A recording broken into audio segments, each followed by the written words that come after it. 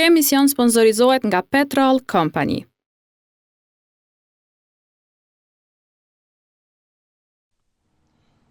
Shikues nderuar, mirë dhe mirë se takohemi këtu në televizionin të 7 në emisionin Euro në 7. Ka me shumë se 7 javë, nëse nuk ka bëj sakt me numrat që kanë përfunduar zgjedhjet, nuk kemi ende qeveri. Gjendja ekonomike edhe kur e kemi pas qeveri nuk është se ka qenë shumë stabile, kemi pas mungesë të investimeve kapitale, kemi pas rritje të varfërisë, ikje qytetarëve nga Kosova dhe shumë çështje të tjera që kanë ndikuar negativisht në tërësinë në ekonominë tonë të brendshme. Cilat do të jenë sfidat e qeverisë së re në rrafshin ekonomik? Kjo do të jetë tema boshe e emisionit të sonte për cilin do të diskutojmë me të ftuarit e mi sonte. Ilir Ibrahimi nga klubi i biznesit. Mirë se erdhe Ilir. Mirë se jeta. Bashkim Mustafa, prof, mirë se erdhe. Mirë se erdhe. Medain Hashani, prof, mirë se erdhe. Dhe Shkombel Misini, prof, mirë se erdhe. Ilir, një 7 javë mas zgjedhjeve, prap ende nuk jemi qeveri, as nuk po i shihet funi kësaj farë loje politike, me thonë kështu, cili mund të jetë ndikimi i përgjithshëm në ekonomi? Po, ndikimi është shumë i madh, mungesa e një qeveri edhe një parashikueshmëri të cilën nuk e kemi tash. Biznesi e ndjen këtë më një herë, sepse nuk e di se çfarë do të ketë, se çfarë politikash do të ndërmerren, se çfarë qeverie do të kemi dhe cila do të jetë ajo çështja e qeverisë, dhe kjo jo vetëm në Kosovë, në çdo vend ka ndikim, kur nuk e sheh për shembull se çfarë do të bëj një vend i marrës, por në Kosovë është edhe më i madh, sepse ndikimi i investimeve të qeverisë në ekonominë tonë është shumë më i madh se sa në Amerikë për shembull. Dhe duke pasur parasysh që nuk e kemi një qartësi se çfarë do të ndodh, a do të kemi qeveri apo jo, sepse nuk kemi duke parë një qartësi të tillë nga partitë politike, atëherë ndikimi në ekonominë kosovare do të jetë shumë i madh. Pra, tani më kemi filluar të vrejmë që ka një mungesë e likuiditetit, qoftë në sektorin financiar, po edhe të biznesit.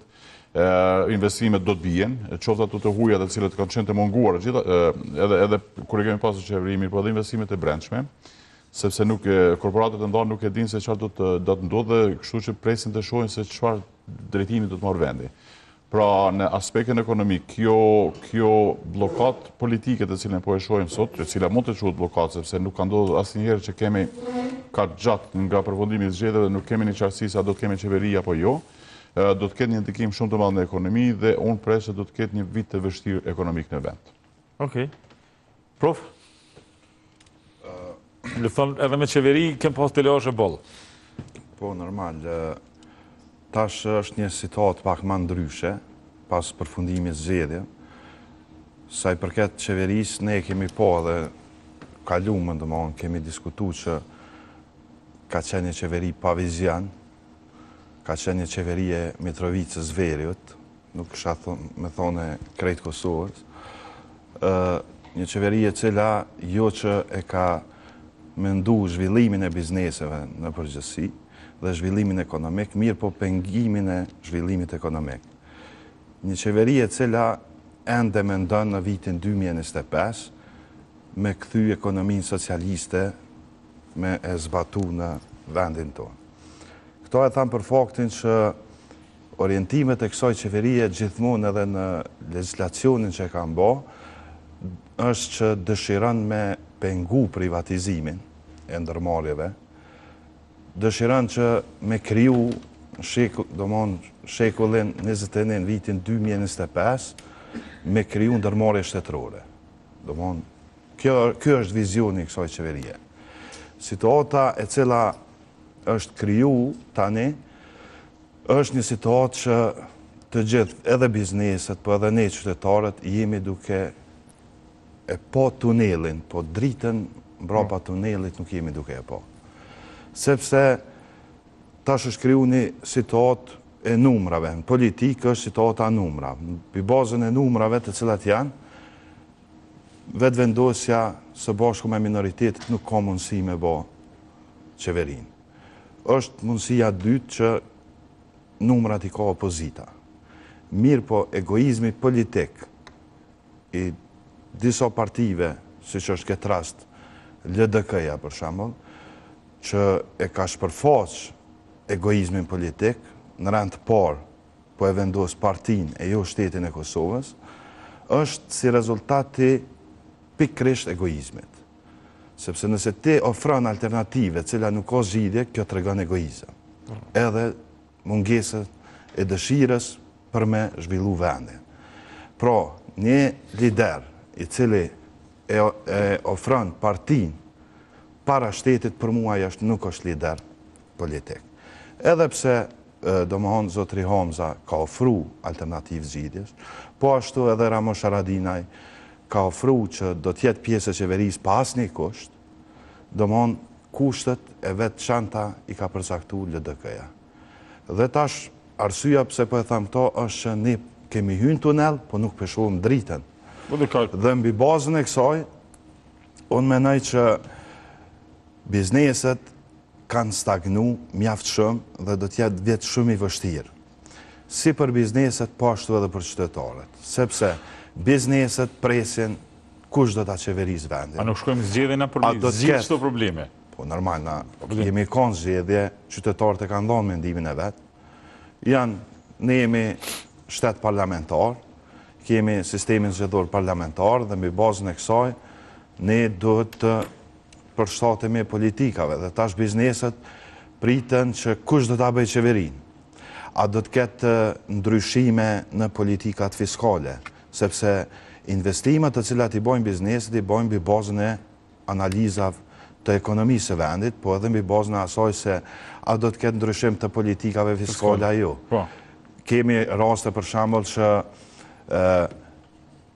opozita në këtë rast kanë ofruar që TVSH-ja me u ndryshu, domethënë që me u pagu në vend, jo me u pagu në kufe.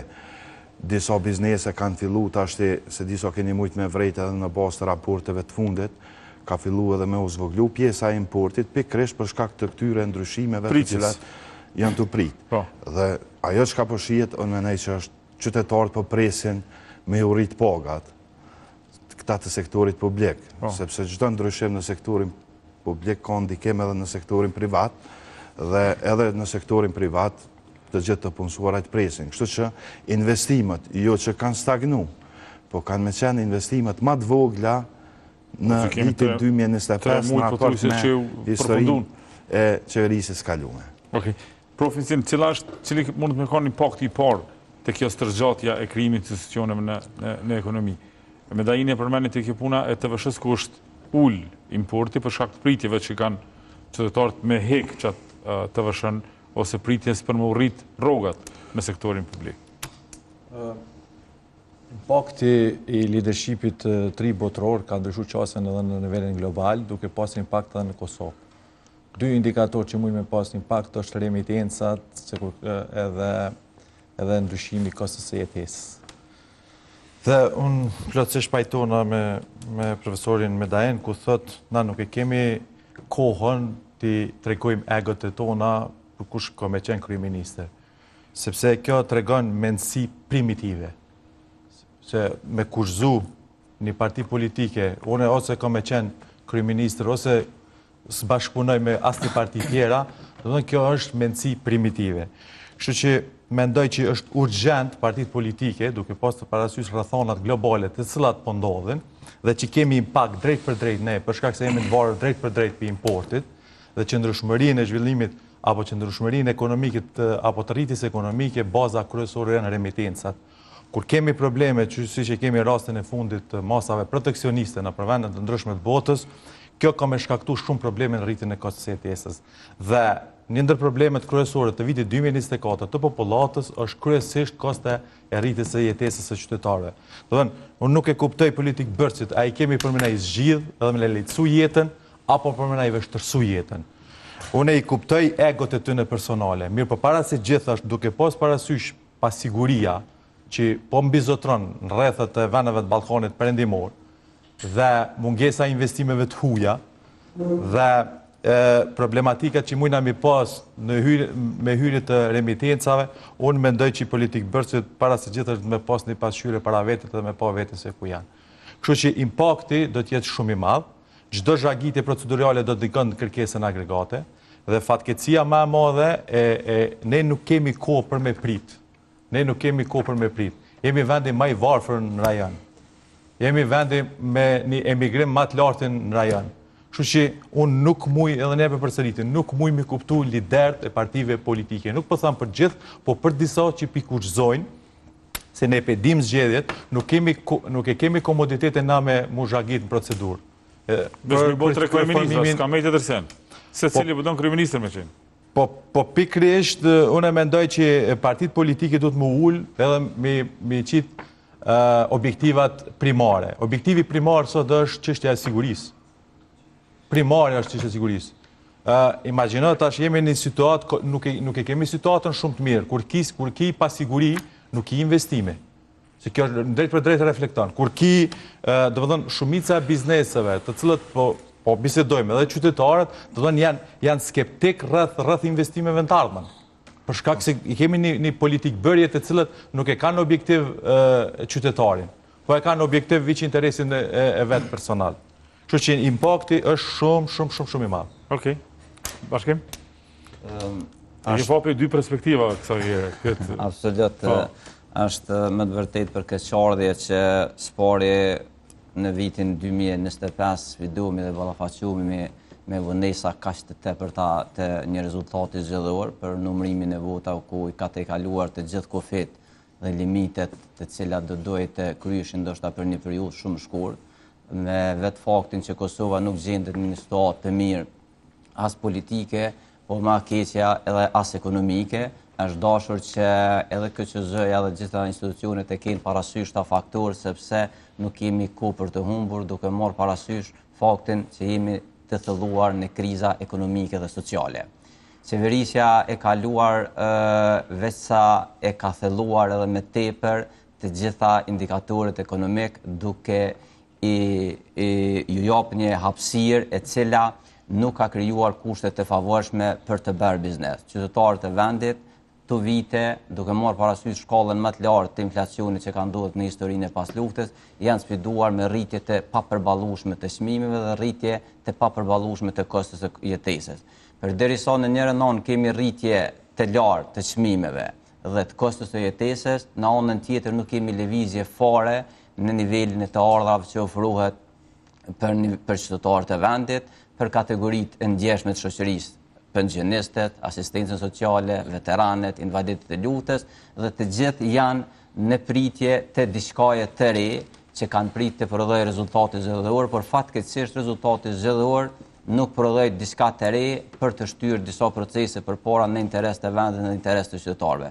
Tash edhe në bazë rezultatit, por edhe në bazë të përshtypjeve të para të liderëve të partive politike, po shihet që kjo pjesë do të shtyhet edhe për një kohë, ku do të thelloj edhe me tepër krizën e qytetarëve, do të thelloj edhe me tepër krizën e bizneseve, do të thelloj edhe me tepër krizën e investimeve, sidomos kapitale. Jemi në muajin e tretë të vitit 2025 dhe ende nuk është bërë asnjë hapje publike e tenderimit, domethënë që të shtyhen projekte tutje përpara. Dhe kjo është një fatkeqësi e cila bara kryesore bie mbi partinë. Stadioni Gjelanit i shkry dje po më duket. Bara kryesore bie mbi partinë fituese, e cila edhe aja do të ofrojë kushte dhe mundësitë mbi situatën dhe rezultatin zgjedhor, sepse nuk e ka shumicën absolute që të bëj qeverinë, po mbi gjitha edhe atëherë kur e pat shumicën absolute nuk ofroi zgjidhje për problemet e qytetarëve, por i thelloi problemet e qytetarëve dhe unë mendoj që kësaj radhe duhet të jepet një shans shumicës tjetër të vendosur nga partitë opozitare dhe të krijohen mundësitë që programet e prezantuara të dëshmohen në implementim të këtyre projekteve. Edhe Bedri Hamza, edhe Lumina Digjiku, dy të kryeministrat njëri do të shih. Besoj që pas shpalljes së rezultateve zgjedhore do të gjenden zgjidhje të pranueshme dhe të kapshme për të gjithë vendin, të cilat do të jenë në interes të përgjithshëm dhe do të lajnë ego dhe interesat personale liderët partijak që të shtyjnë përpara proceset duke marrë parasysh edhe ndryshimet gjeostrategjike në nivel global. Ilir, që kjo është skema e buxhetit e 2025, dhe më thonë, qeveria aktuale dhe legislatura e kalume ka aprovu qëtë buxhet. Më thonë, qeveria e re, më thonë, punën e pare ka më marrë me qëtë punë. Më thonë, veç është orientu buxheti ka do më shpenzu. Që është interesant në ndër vite, subvencionet dhe transferet i kanë kalu këto edhe shpenzimet e tjera cilat janë që për shembull investimet kapitale. Ky ka qenë tipike edhe me politikët që ka pasur qeveria e cila... Thonë është një sfidë për cilën do qeveri kjo tash. Shiko, tash, buxheti është një bazë e planifikimit që ka bërë qeveria e kaluar me politikat e cilat i ka parashikuar ajo parti politike që ka qenë në pushtet. Mirë, po nëse shohim programet politike që ka paraqitur partitë politike, ka ndryshime të mëdha. Ka ndryshime të mëdha. Nëse shohim partitë opozitare, i kanë dhënë një rëndësi të madhe investime kapitale dhe rritjes së tyre dhe projekte të ndryshme të cilat do ta bënin një ndryshim të madh në ekonominë e vendit dhe ato nuk kanë pasur gjithmonë si bazë vetëm buxhetin e Kosovës, por ka pasur edhe burimet e tjera financiare. Për shembull, është diskutuar rritja e borxhit publik, është diskutuar shfrytëzimi i fondit pensional për projekte të ndryshme kapitale dhe mënyra të tjera të financimit. Pra, nuk është problem financimit dhe gjetja financimit nëse ka një dëshirë apo një vullnet për një shtet për të investuar, për të rritur investimet kapitale. Financimet gjithmonë gjinden, gjithmonë kanë qenë probleme më i vogël financimi. Ndërkohë që kemi parë një parti politike që ka qenë në pushtet që nuk ka folur fare për ekonominë. Do të thotë përkundrazi, ka pasur një luftë hapur kundër bizneseve dhe mesazhet që kanë dërguar. Pra, kjo dërgon mesazhe të gabuara jo vetëm te biznesi ynë, por edhe te bizneset e jashtme. Nëse ne dëshirojmë që të rrisim mirëqenien tonë ekonomike, nuk mund ta bësh këtë vetëm me bizneset tona. Bizneset tona janë shumë të zhvilluara dhe mund të ofrojnë partneritete të mira dhe të shëndoshta për secilin investitor që vjen nga jashtë. Mirë, por një kombinim i tillë nuk mund të bëhet i mundshëm sepse nuk e ke këtë çështje nga qeveria që e hap derën. Dhe pa investime të huaja është pak problem të arrijm aty ku dëshirojmë të shkojmë.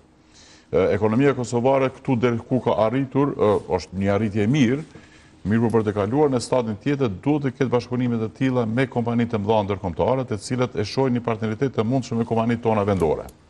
Ka interes, ka dëshirë, ka gatishmëri, qoftë nga kompanitë e jashtme, po edhe kompanitë tona.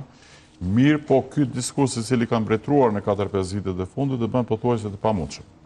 Unë nuk ka ditë që nuk marr telefonata nga jashtë, të cilët më pyesin sa po fillojnë luftën në Kosovë. Po kjo është tash si mund ta bindesh një partner potencial ndërkombëtar që të vijë të bëj investime apo të bëj biznes në Kosovë kur frika e tij e parë është mos Kosova do të fillojë ndonjë konflikt me Serbinë.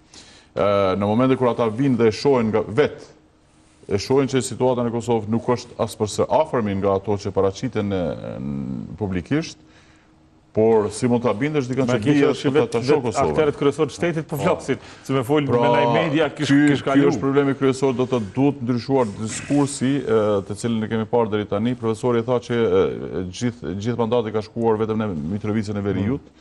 Dhe ky është gabim. Pra, të mos kesh kurfar fokusi në rritjen e mirëqenies, rritjen e ekonomisë së vendit është problem. Do thotë këtë performancë ekonomike që kemi parë në 4 vitet e fundit nuk është se ka ardhur nga ndonjë masë që ka ardhur nga institucionet qeveritare, kjo ka ardhur kryesisht nga biznesi. Do thotë kanë vazhduar aktivitetin e tyre me shumë vështirësi, mirë po dhe biznesi në moment lodhet, nuk ose e ka fuqinë e pashtershme që të shkojë përpara edhe ta mbaj gjithë barrën e zhvillimit ekonomik mbi supët e veta pa pasur një partneritet me institucionet qeveritare. Në fakt duke qenë edhe luftë me qeverinë. Pra, nëse shohim, prapë po vini të buxheti. Buxheti është vetëm një bazë e cila është pikë fillimi. Nëse do të kishim një qeveri e cila me të vërtet do të bëjë ndryshimin e madh në ekonomi, atëherë buxheti mund të adaptohet, mund të ndryshohet për t'u përshtatur këtyre politikave. Nuk është diçka e vënë në gur që të mos ketë mundësi ndryshimesh. Por prapë e tha edhe profesori që tani po kalojnë 3 muaj nuk e kemi asnjë investim kapitali i cili është domethënës. Nëse ke parashikuar gati 1 miliard euro investime kapitale, kur do të shfrytëzon ato? Kur do të shfrytëzon? Tash këto 1 miliard pritet nga ekonomia. Me Ajgare, sepse dje një vetëm projekt që u fol për 3 muaj ditë dje ke stadioni i Gjilanit që është në shkru kontrata për stadionin Gjilanit. Nëse është parashikuar që të futen gati 1 miliard euro në treg në ekonominë tonë, dhe ende nuk ka filluar asgjë, tash para mendonet se çfarë ndikimi ka mungesa e këtij 1 miliard në ekonominë kosovare. GDP-ja jonë nuk është gati 9 miliard. Realizimi shifet e investimit kapitale me 25.9%. Domethënë tu kemi një degradim të institucioneve në këto 5 vitet e fundit ku investimet kapitale kanë qenë impakti kryesor, fatkeqësisht nuk është realizuar asnjëherë. është proklamuar me shumë pompozitet që do të investohen njerë 500 milion, e pastaj 700, e pastaj vitin e kaluar 800 milion, po fatkeqësisht e kemi realizimin për 25.9%. Këto performancë qeveritare. Përmendet profesorin pak më herët ndryshimet e mëdha të cilat po i shohim në botë, të ndikimin që ta kenë në ekonominë tonë. Do të vënia tarifave për mallet të ndryshme nga Shtetet e Bashkuara dhe kundër masat që po i merret Bashkimi Evropian dhe vendet e tjera. Tani në aspektin e drejt për drejt, nuk ose Kosova është duke pasur një relacion të kaq të madh tregtar me Shtetet e Bashkuara, që një vënie tarife do të kenë ndikim të madh. Mirë, po ndikimi do të jetë në këto vende të cilat ne kemi në diasporë, në prezencë të diasporës si Gjermania dhe Zvicra. Tash, nëse do të fillojnë të rriten çmimet në këto vende, atëherë padyshim se do të ketë rritje do të ketë pengesa ekonomike në këto vende. Tash nëse ka pengesa ekonomike në këto vende, remitancat do të bien. Remitancat në kvartalin e fundit të vitit të kaluar vetëm kanë pësuar një rënje. Këtë shihni te depozitat në sektorin bankar.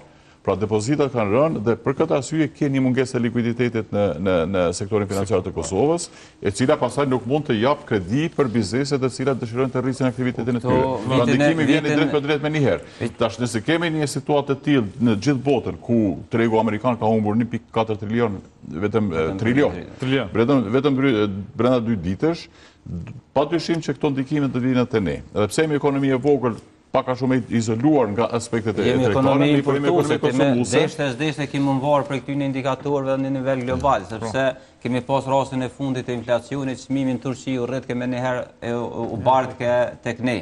Por aja çka është më e keqja që qeveria aktuale nuk edhe kjo që është në detyrë tash nuk i merr me asnjë shqetësim, domethënë edhe ndryshimet gjeostrategjike dhe kjo i bën të papërgjegjshëm dhe politik versit në nivel vendit të cilët nuk morën iniciativa që të dalin krahas qytetarëve dhe të krijojnë politika, të krijojnë institucione stabile. Por kemi nevojë për institucione stabile qeverisë që qytetarëve të vendit më ju kthyjnë një lloj sigurie, sepse edhe këta që punojnë në institucione kanë një lloj pasigurie të madhe se çka do ndodhë edhe me ta.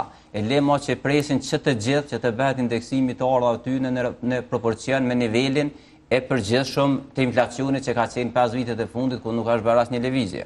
Po qeveria aktuale nuk ka thonë që ka me ngrit pagat. Do thonë që kjo është një farë ritmi i shpenzimeve kapitale në 6 mujorin e parë ndër vite. Me thonë në kushte krejt normale, ku qeveria ka qenë okej, me thonë nuk ka pas as zgjedhje, askush që ka shku vitin e kaluar maksimumi 120 milion euro për 6 muaj. Me thonë në kushte krejt normale, me thonë me 19%. Ndërkohë tani na nuk jena kushte normale fare, jena në një situatë ku dyqysh krejt edhe ka stagnuar gjithçka me një fjalë. Tek investimet kapitale mujë me pas haloma keq gjendjen në e cila ka tani ato ndikimet direkte në ekonomi. Po fillimisht unë mendoj që sfidë kryesore që do të jetë nuk isha me thonë që është problemi vetëm të investimet kapitale. Ne kemi probleme shumë më të mëdha. Domthonë nuk mundet me pas Kosova zhvillim ekonomik nëse nuk kemi investime të huaja. Po. E kam tash një grafikën në për edhe. Nuk mundet Kosova me pas... Nuk mundet me pas ta zhvillim ekonomik nëse s'kemi investime joint venture. Me këto politika fiskale të cilat i ka Kosova, unë po foli vetëm me vendet e ish-Jugosllavisë, nuk pe krahasoj me Evropën. Domthonë janë më të pafavorshmet për me armë investu në Kosovë. Pse se mas pare e ki problemin e sigurisë, e ki problemin e drejtësisë, në vonesat, në shqyrtimin e lëndëve. Siguria po proklamohet si mungesë e sigurisë nga vetë qeveria, që është paradoks. Problemi tjetër është që e ki problemin energjetik. E në vitin 2024, në fund në 10 orë, ke pas mungesë shumë të problemit energjetik. Cili investitor vjen Kosovë me investu, kur në start i nevojitën me investu në generator, sepse po folëm për një biznes ma serios. Për shembull për me hyn prodhim, nevojitet me investu me një generator që është me kostë mjaft lartë. Tjetër, me njëherë ka me fillu me pagut atim.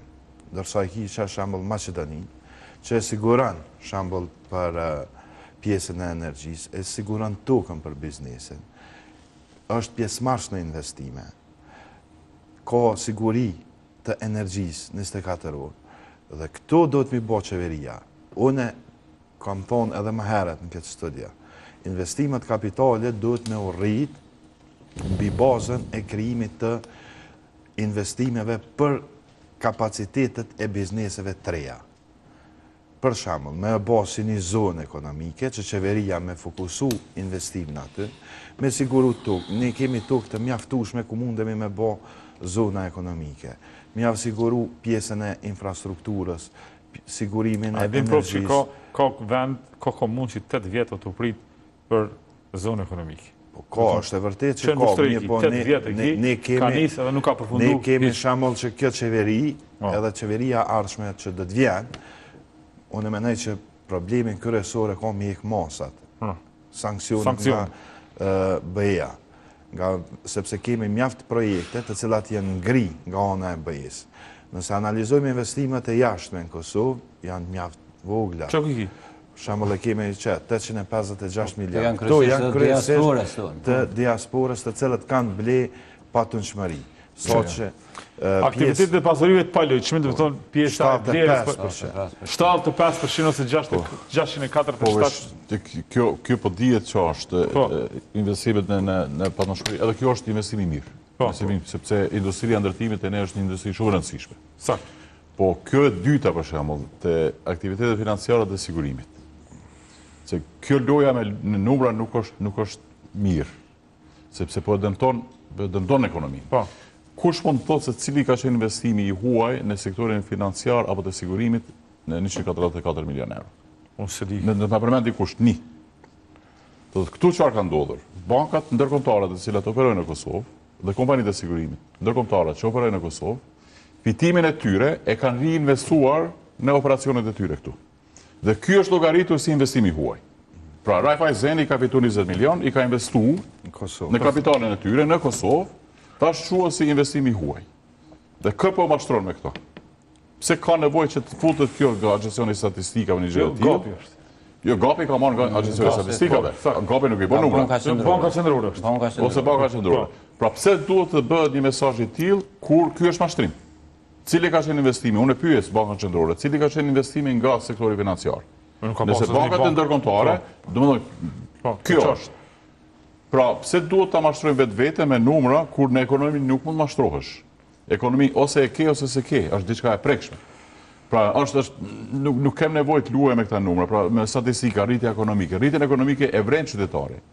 Sepse nëse keni rritje ekonomike, ai do të vret në gjithë sektorët, në gjithë shtresat sociale të shoqërisë. Gabimi më i madh është këto që pengatrojnë konceptin e rritjes ekonomike me zhvillimin ekonomik. Që dallim shumë i madh. Ka dallim shumë të madh. Edhe tash shembull nëse i analizojmë krejt këto, çka janë, domthon kur gjë nuk është vao hiç. Kur gjë, absolut kur gjë është për ekonomi. As nuk kemi politika fiskale të favorshme, nuk kemi konkurrent. Domthon zhvillim ekonomik mundesh me pas vetëm rastet kur ti e ke një bilans tregtar më të bukur. Ne në historinë e Kosovës, domthon bilanci tregtar ka qenë rreth 6 miliard negativ vitin 2024. Çdo investitor që dëshiron me investu, ai i merr për bazë treguesit ekonomik. Çfarë situate ka ekonomia e atij vendi? A ja vlen me investu, a nuk ja vlen me investu? Dhe tash, për shembull nuk ka shumë qeveria e kalume. Domethënë, në asnjë rast nuk ka komuniku me përfaqësuesit e biznesit.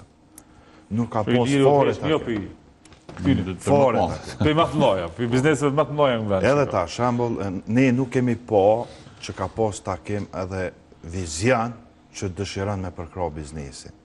Domthon ajo përpas që e ka luftu, ma shumë e ka luftu biznesin se sa që e ka ndihmu. Se unë e thash në fillim të fjalimit, një parti politike e cila mendon ekonominë e tregut me shëndru në ekonomi shtetërore, nuk kemi çka flasim më shumë. Shembull, sikur përpara që ka qenë kohën e Stalinit edhe Leninit, që me fitimet e një ndërmarrje tjetër me imbulu humbjet e ndërmarrjes tjetër, parimi e reciprocitetit në këtë rast dhe solidarizimit. Këto janë konë vetëm teorinë e Stalinit. Edhe tash, në vitin 2025, me marrë një teori tillë edhe me zhvillu, Unë me të vërtet, po... Ta kanë zhvillu për mes fundit sovran, e kanë që deri në fund. Fundit sovran, po që ajo është shambull, unë e këmë thonë që fundit sovran nuk kom me u bo, se këta veç kanë me lonë letër, sepse asni premtim të cilin e kanë bo në fushën e ekonomisë, te këta kanë bidë veç letër. Edhe nuk funksionon, nuk ka shansë të funksionon një fond sovran në Kosovë, se cili burim e ketim Kosovë që mund të fundit në fondit sovran. Nëse ishe ndërmarrë publike, të gjitha ka punu me humbje, dhe është dashur të subvencionon, përveç Keko të cili shetë rrimë. Keko ka pas balansin pozitiv. Të gjitha ndërmarrë tjera publike është dashur të subvencionohen. Parimi solidaritetit në teorinë e Lenine. Po që me bo mas mune, ka kaluar e punë. Nëse tash edhe shumica edhe punëtorëve të ndërmarrjeve publike demelohen, kështu se dinë që s'ka lidhja performojmë mira, jo, kryesora qeveria t'i mbulon humbjet. Qa me bo, prof? Unë thash pak ma herët që baza kryesore e... Investimet kapitale, investimet e huja. Po, dëmëdhën në aktivitete financiare dhe blerjen e patueshmërisë dikon i ben mbi 90% që investojnë në diaspora. Është një promotor kryesor i rritjes ekonomike të Kosovës. Mirë po kemi ramje, siç po shifet edhe në grafikan, mirë po edhe këta janë të zhgënjym, do në zemër, sepse nuk pi ofron një farë perspektive. Kështu që duke pas parasysh që përsëri, politikat proteksioniste, raporteve Bashkim Evropian edhe Shtetet e Bashkuara të Amerikës, ky ritëm nëse vazhdon kështu me ndryshim të taksave, kjo ritëm e remitencave, apo ky grafikon i piksimit do të zvoglohet edhe më tej. Edhe e dyta, mendoj është që... Sa të filloj me pagu shtash tatimin brut. Sepse edhe një ndër problemet kryesore që përmenëm, është që është flit punën e tatimit pronë që... Falë, po, një sekund. Nëse nuk ka investimet huja direkte, qysh e pamë? Me thonë, janë të orientume në blerjen e patashmërive, pjesa financiare që përmendi njëri që s'është kur farë investimja, ja? Me thonë, nëse kemi mungesë investimeve kapitale, të brendshme, të qeverisë, me thonë parave qeverisë, investimet huja direkte, qysh dhe me rënuna? Apo dhe qysh dhe me zhvillu ekonominë, kur i ki dy faktor që janë fakt të futun. Në qoftë se e shohimi... Tani do të më kthy krejt çto me menu. Në qoftë se e shohimi prej 15 vjeçarit të fundit, rritjen ekonomike ka ndiku në 2 indikator. Vetëm ka ndiku, ka pas ndikimi edhe këto ndihmat humanitare, ka pas efekt. Mirë po, 2 indikator më të rëndësishëm të rritjes ekonomike kanë qenë konsumi dhe shpenzimet qeveritare. Dhe tash, unë një farë krahasueshmëri e kombo të ndarjes buxhetit për 15 vjet. Për shembull, Ministrinë e Shëndetësisë ki rritje për 42 nga viti 2020. Deri në 2024 ki rritje për 42%. Cili është rezultati? Kemi rritje, por rezultat s'kemi. Duke mos parasysh që neve na mungojnë banat elementare. Shkojmë te, që përmend pak më herët te Ministria e Infrastrukturës, që është mjedisi e këto që tash i kanë kompletu, i kanë fizionu të këto. Domethënë kemi rritje për 20.49%. Unë nuk di që një projekt ka përfundu. Pra ashtim që e përmenet te pak marët që të projektin, po flitimi... 95% e projekteve jenë ekzistuese, jenë zhvashdu, nuk është dhe rejtë. Unë po thamë rritit buxhetit.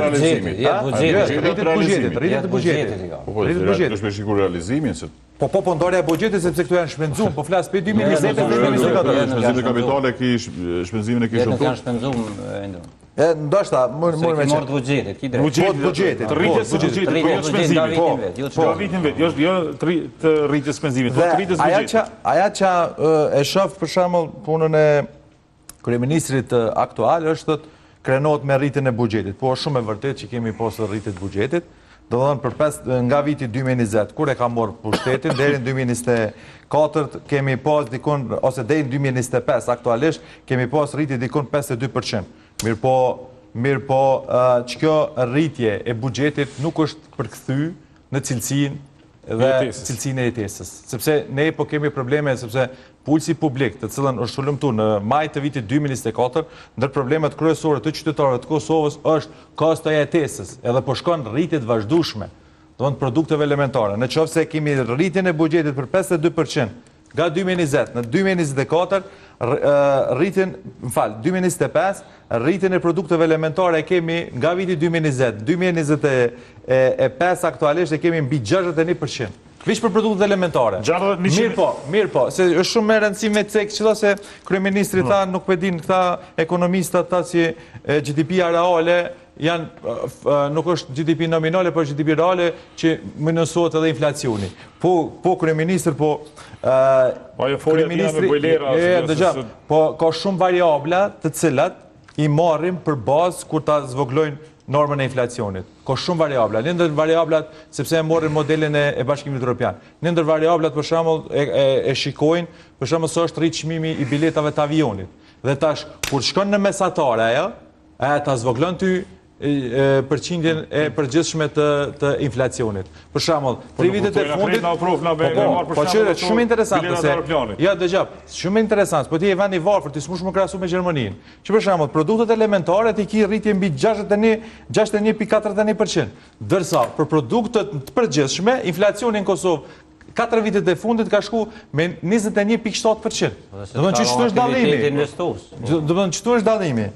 Ne veç kisha me shtu diçka. Dami që i ka shkaktu kjo qeveri, që du të mjaftë spjegu qytetarëve pak ma thjesht, dami që i ka shkaktu është mbi 1 miliard. Mos shpenzimi buxhetit.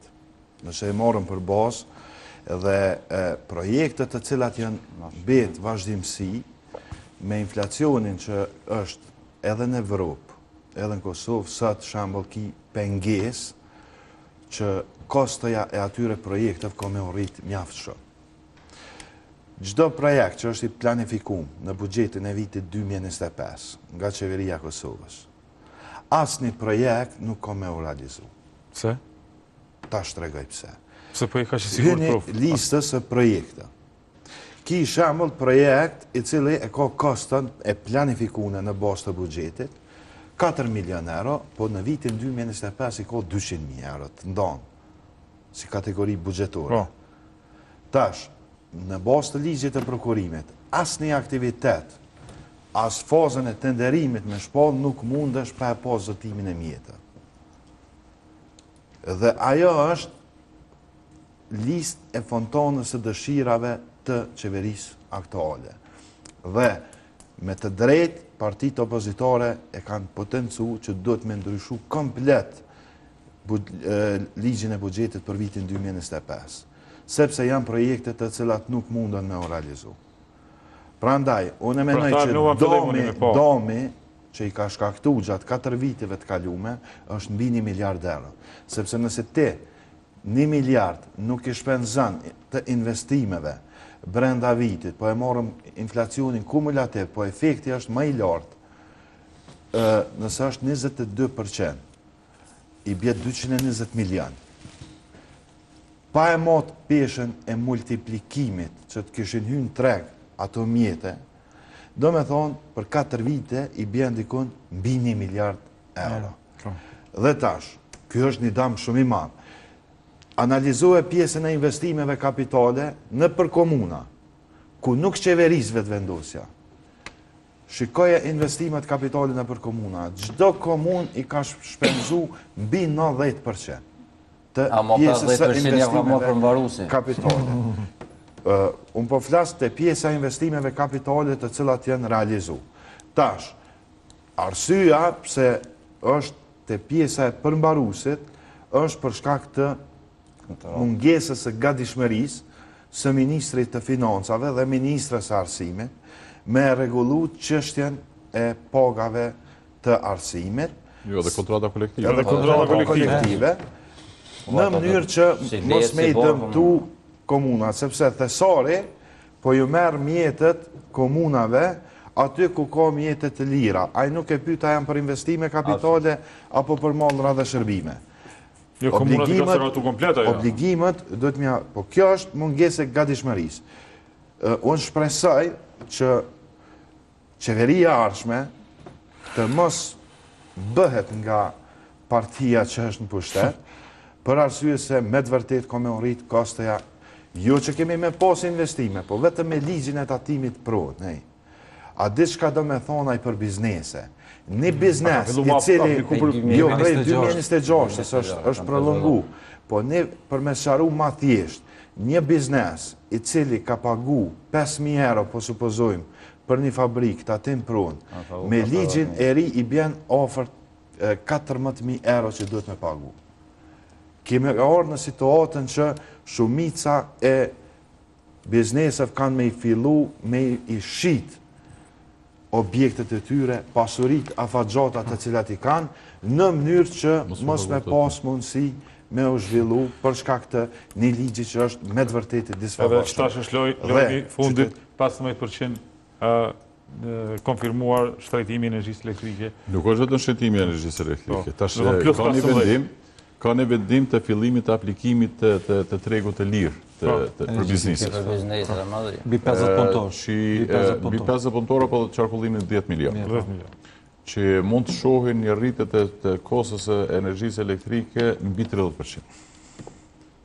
Tash parashikoje, sepse ti je në tregti. A ju ka ardhë se mu më kanë tregu Iler që ju kanë dërgu email? Po, Keci ka dërgu email, që duhet që nga një qershori do të fillojë zbatimi i tregut të lirë të energjisë elektrike, ku ti je i varur nga çmimi i bursës Hungarisë, se ty e marrim si bazë, plus kostot operative të cilat i shtohen asaj, ka ditë që do ta kesh më të lirë. Mi por se merret si bazë historiku se sa ka qenë i bursës në 3 vitet e fundit, atë pritet që të ketë mesatare prej 30% rritje të kostës së energjisë elektrike. Plus 15% i cili parashikohet në tarifa. Besoj që do të jetë një vit i vështirë për sektorin e biznesit të Kosovës, mirë po për ekonominë gjithë të bashkëve të vendit. Dhe nuk kemi asnjë indicje se do të bëhet diçka.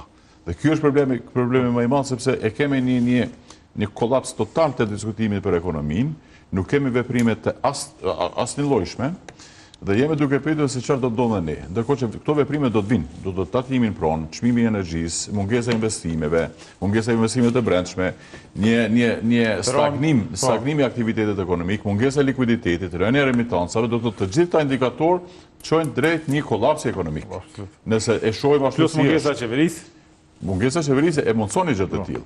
Po të kishte një qeveri e cila do ta merrte një çështje proaktive dhe të ketë një transformim me të vërtet ekonomik, atë këto kthehen në mundësi. Dhe këtë nuk po e kuptojnë ata që po marrin vendime.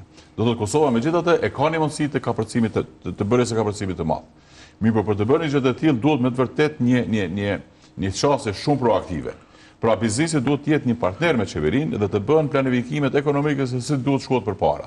Sepse shumë më mirë mund ta tërheqë biznesin një partner potencial nga jashtë se sa qeveria. Veç deshta me bo një plotësim.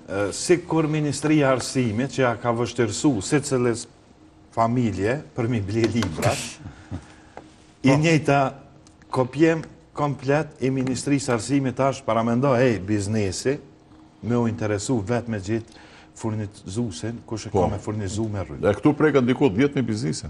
10.000 biznise? 10.000 biznise. Plus janë të kufizume 18 kompani që ishin për përdhejshë energji elektrike të për treshme. Janë 13 kompani në Kosovë të cilat janë të licencuara për tregtimin e energjisë elektrike.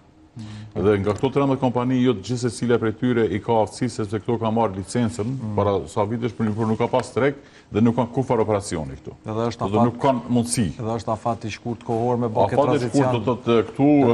Me një qeshore, me Cili është reagimi i biznesive, Ilir? Po bizneset kjo i ka zënë pak në huti, se kjo nuk është diçka e re. Ligji është që 3-4 vite është bërë nga qeveria. Mirë, por nuk ka filluar aplikimi e shtyrë çdo vit pas çdo viti, dhe këtë vit për shkak të ndryshimit të mëdha, pra se në vitet e kaluar ka pasur një subvencionim nga qeveria drejt Kece dhe Kekut për të mbajtur çmimin e ulët. Mirë, po tani nëse nuk ka subvencionim, atë kompanitë private apo edhe ato publike nuk mund ta marrin barrën e kostës. Do të jetë një goditje e madhe e sidomos të ekonomisë prodhuese. Se më lejan për me bëni pyetje. Pse po ndodhi kjo një gjë e tillë? Rasti çdo që i përmendën karakteristikat negative, raportet, jo, e kanë fjalën për kryeministrin, a është në bazë eksperiencës tonë, ka mungesë të aftësive apo është një farë modeli komoditeti që e ka që nuk intereson fort? Nuk mund të bëj analizë kryeministrit. Jo kryeministrit, performancës së qeverisjes për shembull. Pse po ndodh kjo se unë besoj se nuk e ka çastin, nuk e sheh sektorin privat dhe ekonominë e tregut si ajo e cila duhet ta ketë barrën e zhvillimit ekonomik, siç duhet ishte. Sepse ne jemi përcaktuar me kushtetutën tonë për një ekonomi të lirë të tregut. Ekonomia e lirë e tregut, fjalën kryesore duhet ta ketë sektori privat. Dhe qeveria tjetë ajo pjesë ndihmëse dhe facilituese e ndërtimit të një mjedisi ku sektori privat mund të zhvillohet. Mirë, nëse shihet sektori privat si armik dhe mos kesh një partneritet me sektorin privat, atë si mund të arrihet një gjë e tillë në një ekonomi të tregut. Pra, ka pasur një çështje të kontrollit të ekonomisë, të mosbashkëpunimit me sektorin privat dhe të ndërtimit të atyre politikave të cilat i tha profesori pak më herët, të cilat nuk i përkasin ekonomisë të tregut. Fondi sovran dhe gjitha këto hapat e cilat i ka marrë. Tani kemi bankën zhvillimore. Pse ka nevojë Kosova sot për një bankë zhvillimore? Kosova sot ka nevojë për tregje të kapitalit. Rreshtlirë ato scenarizojnë kurrë. Shumë e nevojshme, domethënë çështja e financave është një nga sfidat kryesore të bizneseve. Dhe sektori i bankave komerciale të cilat e kemi në vend sot nuk është se mund ta mbuloj këtë kërkesë të cilën e ka, sidomos korporatet e mëdha. Prandaj tregjet e kapitalit janë shumë të nevojshme për vetë. Pra të shtyhet kjo përpara, të bëhet ligji dhe të hapet tregu për fondë investive. Ka kontakt qeveria e Kosovës? Jo, unë kam pasur kërkesa të vazhdueshme për takime me Ministritë e Linjës, përfshirë këtu edhe kryeministrin. Fatkeqësisht nuk kemi marrë përgjigje pozitive. Pra, që 3 vite që jemi në ekzistencë, ne nuk kemi pasur asnjë takim zyrtar me asnjë ministër të qeverisë së Kosovës, edhe pse antarët tonë ndoshta paguajnë mbi 20% të buxhetit të Kosovës. Absolutisht. Mbi 20%. Që kjo është një tabelë tjetër që përmendet që gjithë që rritja kostos së jetesës. Do thonë Iliri përmendi këtë mënyrën që kredit me dhon bankat për zhvillim të bizneseve, por që kjo është një indikator tjetër shumë i keq. Që janë kredit konsumuese të cilët marrin qytetarët. Që shumica aty në mund me kon edhe overdraft. Që është rrit në abnormale. Si informacion për që ki prej 2020-ës deri në 2024-ën.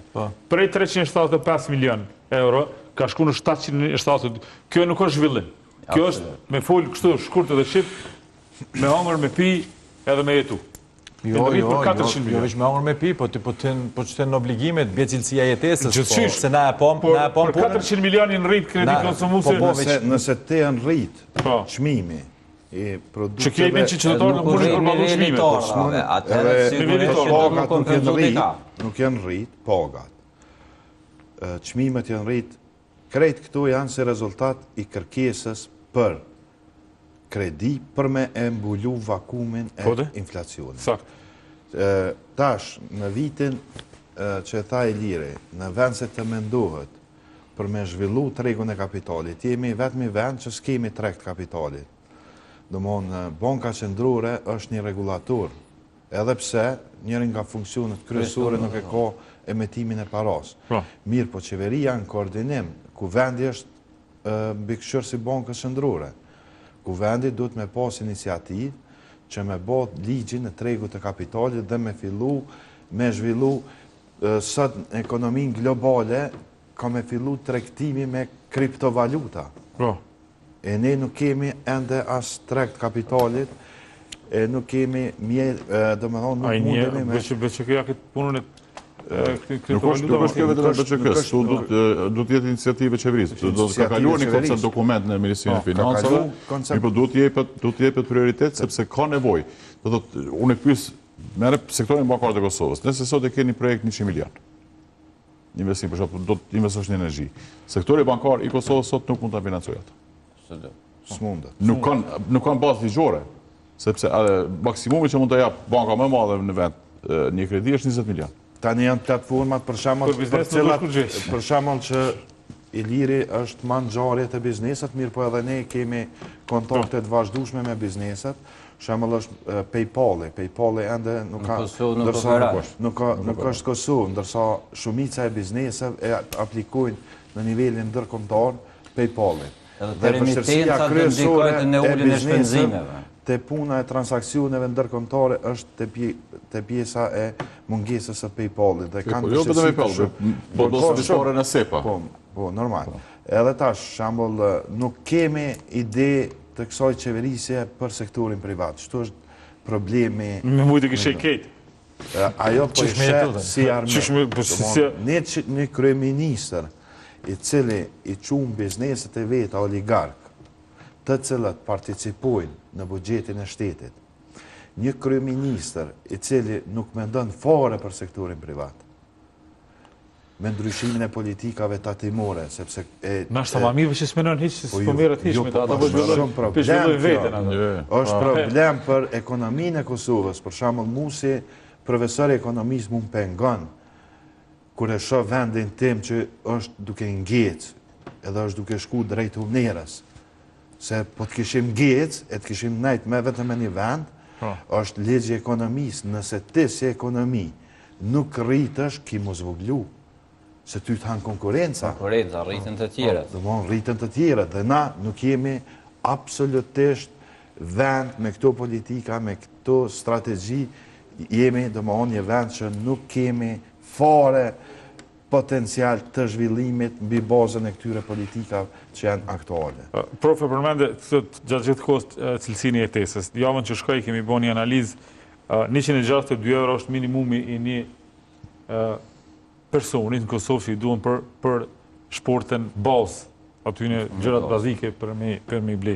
Ose një familje 6 antarëshe, minimumi duhet mi pas 900 euro për me mbjetu për brenda mujtë. Nërko pagat nuk kanë lëviz fare, ose ka lëvizje shumë e vogël, kredit konsumuse ka jenë rritë. A është një sfid e se cilës qeveri që s'paku me nalë që të farë trendin e varfrimit qytetarëve. Se nuk o rani që nga këthejnë në pozitiv, po me nalë që të varfrimit. Unë mendoj një ndër problemet kryesore apo edhe grafikonin para prak remitencat, në remitencat 2023-2024 së për periudhë patëm rritje, po impaktin GDP ke ma i vogël, po zvoglim, sepse ti në vlerë nuk është për shembull që rasti konkret. Ne kemi rritje, mirë po impaktin GDP është shumë i vogël. Nëse kalojmë te slajdi tjetër, te puna e kredive, kalojmë në slajdin tjetër të lutna. Cilën ke? Kredive. Tash na e interpretum këtë tash. Kur e shohim tash nga ky këndvështrim, kjo i bjen që cilësia e jetesës është zvoglu me të madhe dhe kosta e jetesës ka rrit edhe më tutje. Për shembull, parashikimet e Fondit Monetar Ndërkombëtar parashikojnë që 2025 me qenë 2% rritja e inflacionit. Vetëm 2%, duke mos marrë për bazë për shembull rritjen e çmimit të energjisë elektrike dhe duke mos marrë për bazë në 1 janari 2026 hyn në funksion rritja e tatimit në provë.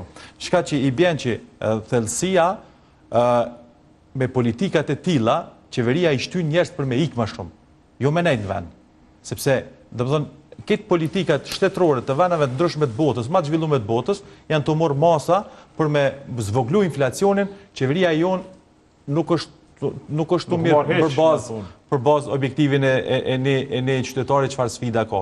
Dhe kjo, edhe njerë për përsëriti, duke pas parasysh i ne jemi popullat shumë e vogël, emigrimi është shumë i lartë, kjo këmi shty njerës për më largu, sepse tarë natë i kemi të Libijës, kurse kostën e jetesës e kemi për produktet elementare e kemi matë lartë se në bashkim se sa në vendet ma zhvillume të botës. Që një shembull konkret për ta marrë. Në Shtetet e Bashkuara të Amerikës ka mungesë të vezëve aktualisht. Për shkak masave proteksioniste që është të morë Trumpi në raport me vendet e ndryshme, për shkak ndryshimeve të politikave fiskale. Dhe minëren kanë fillu rritja e çmimeve të produkteve. Dhe imagjino, në momentin nëse funksionon Bashkimi Evropian, i qëtë masa Amerikës, Amerika këto, minëren ka me reflektu, sepse ne drejt për drejt varmi prej importet. Dhe kosta e jetesës vitet e ardhshme ka me qenë shumë e lartë. 15%, prof, çmimi i rrymës normalisht kjo është sfidë tjetër tash për qytetarët dhe i rrit ke çmimet, se nuk rritet vetëm faktura energjisë elektrike, po gjithçka çka bëhet me energji, që bëhet gjithçka, prapë ka me pas një rritje. Fatkeqësisht, e thanë edhe parafalësit që kemi rritje të çmimeve të konsumit bazë vazhdimisht dhe kemi rënje të disa produkteve tjera, sidomos të investimeve dhe të ato produkte të cilat e marrin një pjesë të shportit dhe inflacioni në tërësi vjen që ka një rënje. Por vetëm sipas dhanave të fundit të 10 marsit që ka publikuar raportin Agjencia e Statistikave, kemi rritje të çmimeve të produkteve bazë në raport me vitin paraprak, dhe më thonë prapë. kemi të kafja, qaj, kakao, ndem 15%, vojrat 9.8%, transporti 7.8%, mishrat 5.6%, pem perimet mbi 5%, qumshtët, gjathet dhe produktet e fruktshme mbi 4%. Dhe më thonë një raportit mu i mars. Para me ndë, kur të shtojmë... Vesh të mishi, kisha me ndërprej se këtu e në të agjensioni statistika. Jo, unë e fillimesh vesh po du me thonë që agjensioni statistika... Heq absolut si kanë sakta. Nuk i kanë sakta. E kemi shumë thjesht. 1 kilogram mish ka qenë 10 euro, sot është 15 euro. Tash për shkak Ramazanit. Jo, para 4 vite vështë fjallë. Jo, tash e ki 15 euro, ki rritje 50%. Edhe veç... Do mëna aty është 5.8%. Po, prej mujt, do më thonë, kja është prej mujt. Për mujt. Edhe adi pse zvoglon, kur ishtin shumë variabla, edhe përpjeston me numrin, edhe ty të vjen numri i përqindjes. është njëjtë sikur qytetari kur shkon në market nuk bën ekonomi, ideja është që veç po lidhna me këto. Produktet elementare, 3 produkte elementare, sheqeri, vaj edhe mielin e ki mbi 61.41% rritje. Kurse kur ta marrësh në total, kur i kshyr produktet e përgjithshme, sipas agjencionit statistikave del 21.7%. E thash fillim që për disa produkte ka rënje dhe në shkalla inflacionit është 2%, që edhe mendoj që 2% që është stagnim ekonomik sepse ekonomisë të sodën. Veç fakt, kjo është mesatare e thjeshtë. Nëse e kishim llogarit me ponderuar, atëherë del sikur të përfundoj edhe çto edhe pak. Edhe si rezultat sfidë vitit 2025 prap çmimin. Çmimet e produkteve bazë, sidomos të produkteve bazë, do të jenë të papërballueshme për qytetarët e vendit. Rritja e çmimit të energjisë elektrike do të vështirësoj edhe më tepër jetesën, do të thellojë edhe më tepër varfrinë e Kosovës dhe do të vështirësoj punën edhe më tepër edhe të ekonomisë, edhe të biznesit, edhe të qytetarëve në tërësi, sepse do të ketë efekt zinxhiror në rritjen e të gjitha çmimeve në nivel vendit. Por ajo çka është më shqetësuese, domethënë është se këto paketa investime, domethënë jemi të hynë në një lloj stagnimi ekonomik. Dhe qytetarët e vendit presin me domos që të dojlet nga ky kolaps ekonomik, sepse 6-7 muaj shkun me përgatitje para zgjedhore dhe zgjedhje, dhe tash presin qeverin prap edhe 5-6 muaj tjerë. Prej qershorët i fakti jeni fushatë kështu. Fatkeqësisht qytetarët janë met në mshirën e fatit dhe pa mbrojtjen e askujt, as më tepër të kësaj qeverisje nikje e cila edhe ashtu nuk ka treguar asnjëherë ndonjë rezultat. Cilat janë veprimet e para që duhet ndihmoni qeveritë? Ose qeveria e vetëvendosjes, ose qeveria e këtyre tjerë. Duhet të ketë ndryshim duhet të ketë ndryshim të çastës radikale ndaj ekonomisë, sepse pa një gjë të tillë nuk mund të ketë zhvillim.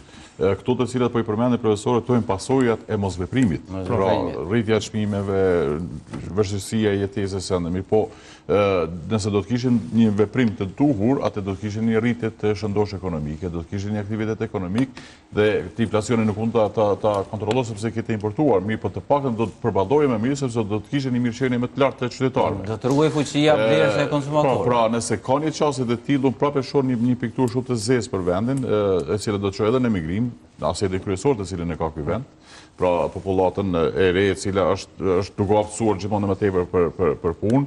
Pra, një qeveri e cila nuk e sheh sektori privat si partner, edhe të marrë përsipër një angazhim të mirëfillt të ndryshimit të imazhit të vendit pikë së pare, si një vend i cili mund të bëhet biznes dhe i mirëpret investitorët të huaj, të ketë një çështje të hapdyrë dhe të ofrojë politika të cilat do të tërhiqin këta investitorë dhe të ketë një çështje më pozitive edhe nga investitorët e brendshëm, pra nga korporatat tona të cilat i kemi këtu. Të shihen si partner me të cilët mund të bashkëpunosh dhe të bësh projekte të mëdha bashkë. Pra, dhe kjo është brenga më e madhe sepse e ke këtë mundësi, nuk është e pamundur të bëhet. Vetëm duhet dëshirë dhe vullnet për të shkuar përpara.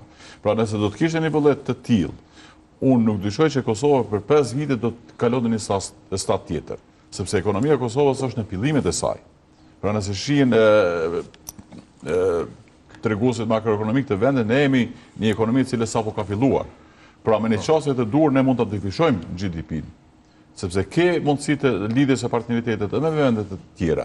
Pra të gjendë korporatët të cilat janë gjithmonë duke shikuar që të bien prodhimet e tyre dhe shërbimet e tyre sa më afër vendet e tyre, sidomos të vendet e Bashkimit Evropian, të largohen nga Kina dhe të vinë sa më afër Kosovës. Ka kërkesa të vazhdueshme. Mirë, por ti nëse dërgoni një mesazh negativ të këto korporata apo kompanitë të cilat shikojnë kërkojnë një partneritet të tillë, atë pse të vinë këtu? Shkojnë në Shqipëri, shkojnë në Maqedoni, shkojnë në Serbi. Dhe kjo është shkojnë në Serbi më shumë. Përveç stagnimit të cilit po e shohim, është edhe kjo humbje e mundësisë, e cila dëmb edhe më shumë. Pra nëse ti nuk i shfrytëzon këto, atëherë ke një rritje të kostës së jetesës, rritje të varfërisë, atë normal që qytetari zakonisht do të shikojë alternativa dhe alternativa e parë është migrimi. Nëse ne kemi një migrim të rritur, të cilin ne kemi parë në 3-4 vitet të fundit dhe kemi edhe një rritje më të madhe, atëherë Kosova do të betet një vend i cili do të jetohet nga pensionistët. Pra, nga një vend i cili ka pasur popullatën më të re në Evropë, shndrohet një vend i cili ka pensionistë, atëherë si do të mund të funksionojë ekonomia kosovare. Dhe kjo është ajo piktura e zezë së cilën po e shoh duke ardhur sepse nuk ka ndërveprim. Dhe kjo është e dhimbshme.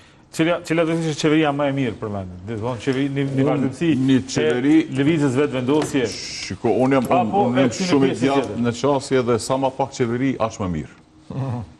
Do të thotë sa më pak qeveri ndërhyrjet e qeverisë, do të thotë qeveria duhet të jetë ndihmëse e sektorit privat, mirë po jo kontrolluese e saj. Saktë. Politikat, do të thotë politikat fiskale janë politikat e cilat janë në opozitë me formu qeverinë. Shikoj, unë kam marrë pjesën të gjitha paraqitet e partive opozitare të programeve të tyre ekonomike dhe kanë qenë vetëm gjysma po të realizojë, do të ishte shumë mirë për vendin. Mirë po, mesazhet të cilin e kam marrë nga këto partive opozitare se këto projekte të cilat ata i parashojnë do të bëheshin në një partneritet të ngushtë me sektorin privat. Dhe kjo do duhet ishte qasja. Pra sektori privat duhet të shihet si partner, jo si arbik. Sepse ky sektor privat i cili e paguan do të në buxhetin e shtetit, 78% punë të punësuar. Nëse mbyllen dyert, nëse ka arritur të bëjë biznes në Kosovë, mund të bëjë edhe biznes në vende tjera. Por nëse i largon edhe këto biznise, atëherë prap në këto dikurse si do të mbijetojë Kosova.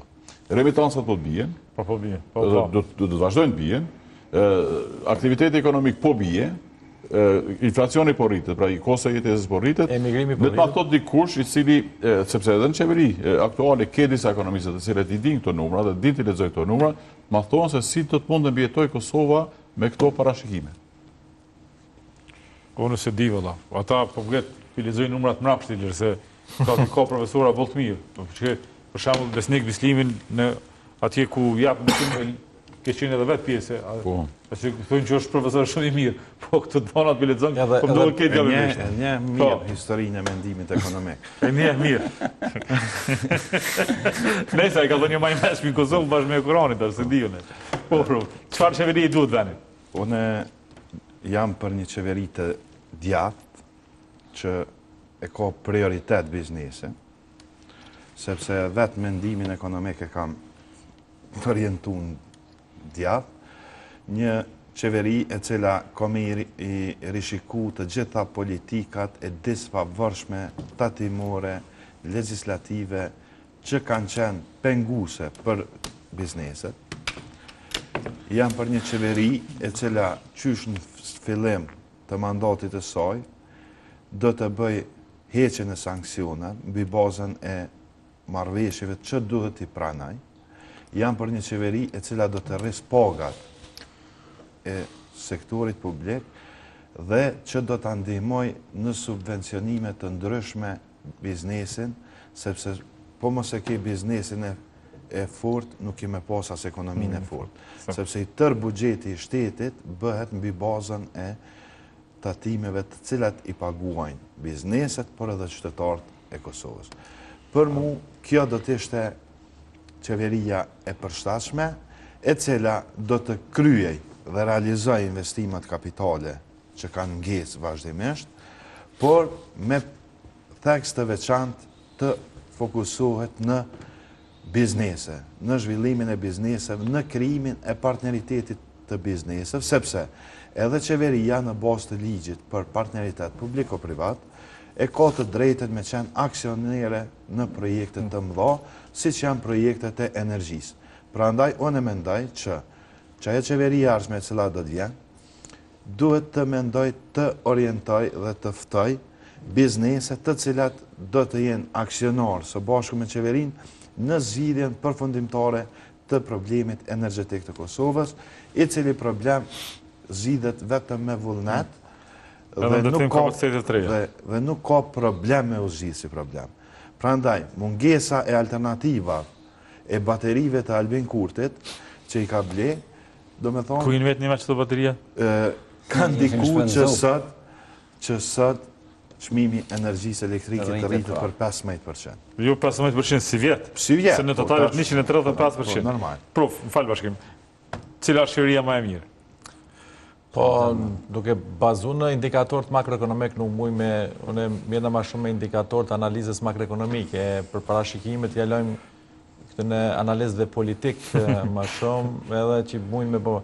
Mirë po, baza kryesore që e shofë, unë në momentin që kosta e jetesës rritet, edhe 63% të popullatës i kemi tafë për punë, por nuk janë të punësum, kjo reflekton që mendoj që njerëz komi shty për mu largu pe këtij veni. Dhe në momentin që kemi emigrim shumë të lartë, atëherë bjen kërkesa agregate.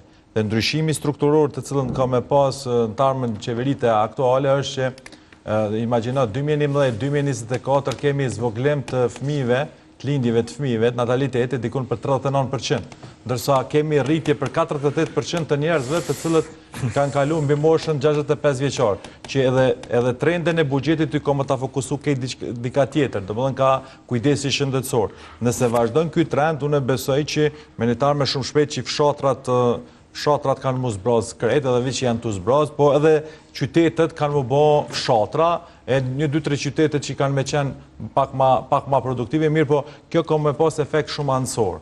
Unë mendoj që qeveria duhet fokusohet tek, nuk muj me kuptu qeveria me mburin e saj ku 2020-2024, aktualisht vitit 10 orë 2020, është rritë punësimi vetëm 1%. Unë nuk e di ato korporata ka pas ka na ardhë qaj cilësia e jetesës që pas ka ndryshu.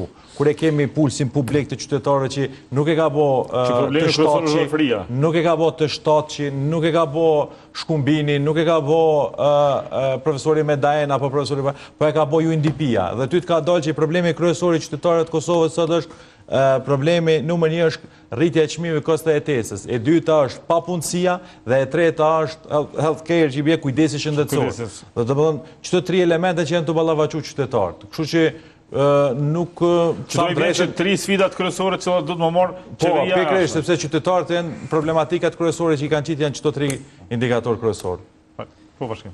Një qeveri e ardhshme do t'ja doja vendit tim të ishte së pari të zgjidhet me persona të përgjegjshëm, kredibil, të besueshëm dhe profesional, të cilët kanë përgjegjësi ndaj votës dhe qytetarëve të vendit, dhe të shtyjnë proceset dhe të zbatojnë Kushtetutën e Republikës Kosovës, e në aspektin ekonomik të zbatojnë ekonominë dhe parimet e ekonomisë së tregut. Hapat e parë që do duhet të bënte një qeveri e ardhshme, do duhet të ishte indeksimi i nivelit të ardhrave në sektorin publik në të gjitha kategoritë, duke përfshirë mësimdhënësit, profesorët, policët, zjarfiksit, sektorin shëndetësisë dhe kategoritë të tjera. Indeksimi i nivelit të ardhrave të pensionistëve dhe kategorive të tjera të dala nga lufta, veteranët e luftës, invalidët dhe të kategorive sociale.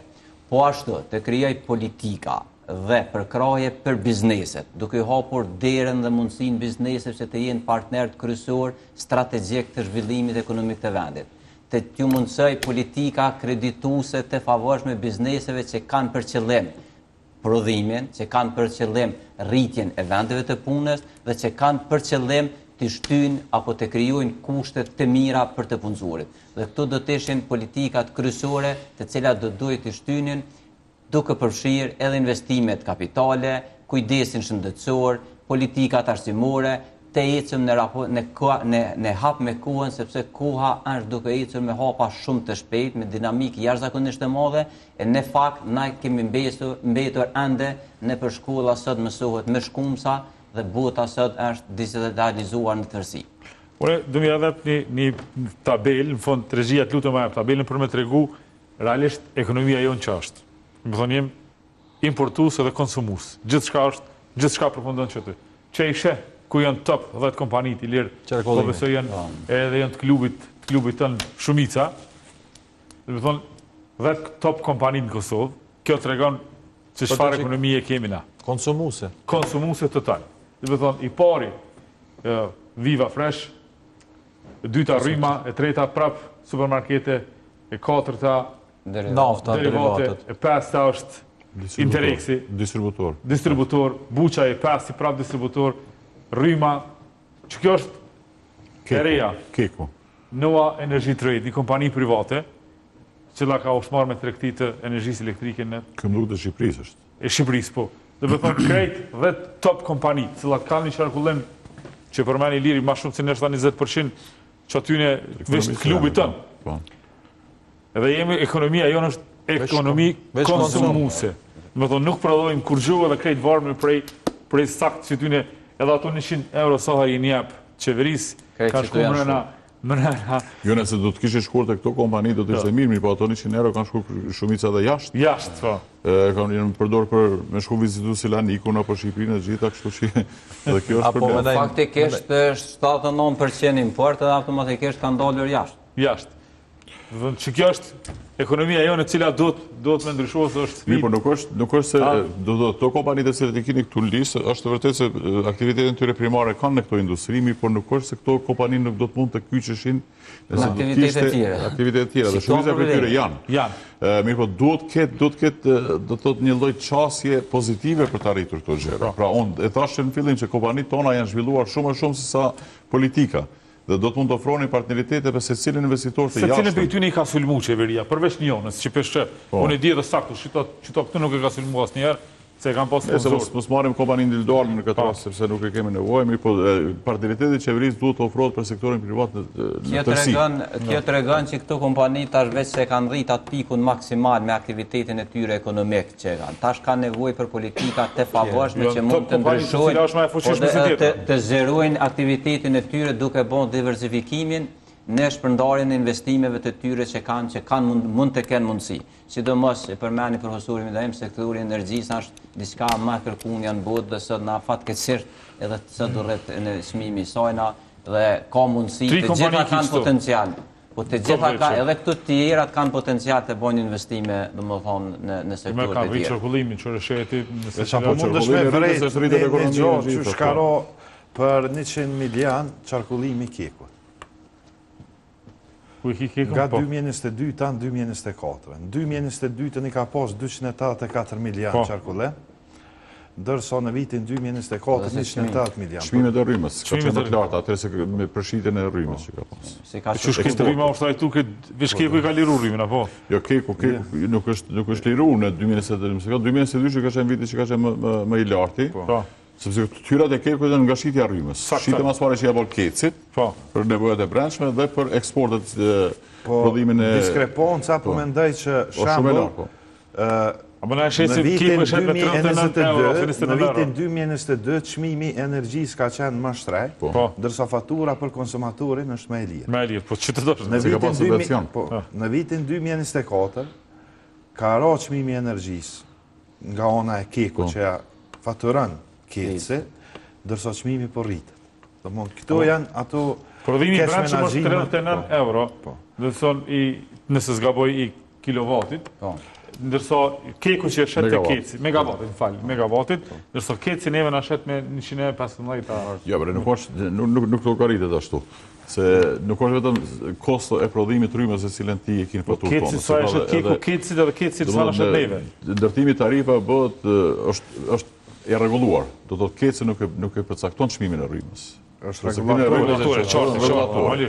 Rregullatorit i dërgohen nga kosti, nga keku, nga gjithë të cilat janë tyrat e maksimale të lejueshme dhe mbas atyre bëhet faturë. Arsyeja pse është rritur çmimi është një nga arsyet është sepse është rritur importi, dhe çmimi i importit. Është rritur konsumi. Po pse në tregun motoror është Kesko e ka përmendur edhe vetëm pas Zoreja është mirë, po ideja është në bursa ndërkombëtare çmimi i energjisë elektrike nga marsi i vitit 2023 ka ra në nivelin që ka qenë. Mirë, por nuk ka ende te kostot e cilën e kitit prodhuar nga keku që është diku 40 euro. 39 euro diçka. 39 euro diçka. është rritur konsumi, do të thotë Keku ka vazhduar të prodhoj aq sa ka prodhuar në para 3 vitesh apo edhe më pak. Mirë, po konsumi është rrit, edhe çmimet ndërkombëtare janë rrit. Edhe kjo ka shkaktuar të rritjen e çmimeve këtu brenda vendit. Do të Keku nuk mund ta marrë, pra mungesa e investimeve në kapacitete gjeneruese të reja, këtu është problemi. Do të nuk kemi asnjë megawatt të shtuar në 4 vitet e fundit. Vazhdojmë kemi aty në atë prodhim ku kemi pasur para 4 vitesh. Nuk i ke asnjë projekt i cili është duke zhvilluar. Edhe bateritë janë harxuar. Po, ai projekti i baterive që ka fillim ka qenë një projekt i dështuar. Kur farsenci, dhe unë nuk besoj që do të realizohet, sidomos me administratën Trump, sepse nuk besoj që administrata Trump do të jap 200 sa milion dollar për një projekt i cili dihet që nga fillimi që është nonsens. Do thotë një nga gabimet më të mëdha të kësaj qeverie është tërheqja nga projekti i gazit natyror, që përveç të mirave ekonomike do të kishte edhe të mira strategjike, por po shpresoj që një qeveri e ardhshme do t'i rikthehet këtij projekti, ka interese nga Shtetet e Bashkuara, por projekti i baterive nuk besoj që do shkojë përpara. Bateritë telefonit po na mojnë Ilir, jo më na mojnë furnizimin me rrim këtë Kosovën, më ç'është hajgare. Faleminderit shumë që ishit sonte me mua. Në studio shikues nderuar, kaq kishim për sonte bashkëdëshimi javën e ardhshme. Deri atëherë mirëmbëçi. Ky emision sponsorizohet nga Petrol Company.